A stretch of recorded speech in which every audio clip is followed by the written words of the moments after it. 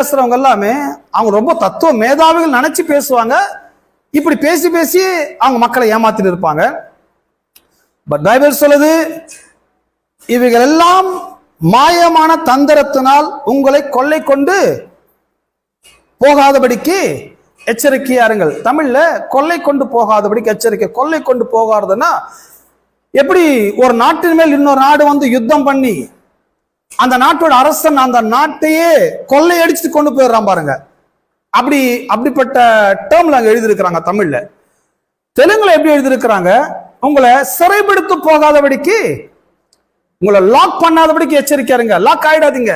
இந்த மாதிரி தத்துவத்தை கேட்டு இந்த மாதிரி தத்துவத்தை சொல்லி நம்பி ஏமாந்துராதீங்க. எல்லாம் உங்க கையில இருக்குது, உங்க கையில ஒண்ணு இல்லைன்னு ஆனா சொன்ன நீங்க என்ன பண்ணிடாதீங்க. இந்த மாதிரி ஏராளமான தத்துவம். நான் சும்மா ஒரு உதாரணத்துக்கு சொன்னேன், நம்ம ரெகுலரா உபயோகப்படுத்த தத்துவம். இன்னொரு தத்துவத்தை பேசுவாங்க, இது காலகாலமா பேசிட்டே தான் வராங்க. அது என்ன தத்துவம் தெரியுமா? நம்ம உலகத்தில் என்ன பிரதர் கொண்டு வந்தோம்? வெறுங்கையோட வந்தோம். பாத்தீங்களா, அவ்வளவு பேர் தெரிந்து பாருங்க. வெறுங்கையோட வந்தோம். ஒண்ணு இல்ல பிரதர், நம்ம கையில ஒண்ணு இல்ல brother, empty brother, empty empty. No no no, தப்பு. அந்த மாதிரி தத்துவத்தை நம்பாதீங்க. யாரோ ஒருத்தன் தெரியாம அவன் பான்னு சொல்லிட்டு அவன் போயிட்டான். ஆனா அவன் தத்துவம் எனக்கு எல்லாரும் உள்ளத்திலும் போய் ஆழமா பதிஞ்சிருக்குது.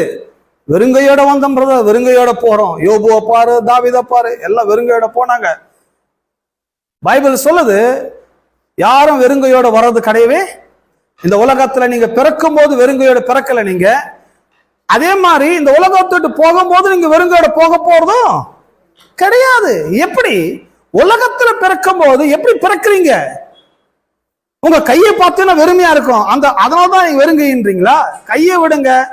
சில பேர் பாக்கெட்ல ஒண்ணு இருக்காதான், பேங்க்ல நிறைய இருக்கும்.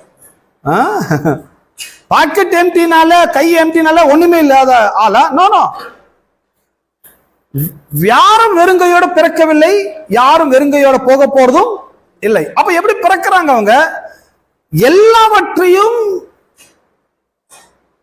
ஆளக்கூடிய, ரூல் பண்ணக்கூடிய, எதிர்க்கக்கூடிய ஆற்றலோடும் வல்லமையோடும் சக்தியோடும் எல்லாரும் உலகத்தில் பிறக்கிறார்கள்.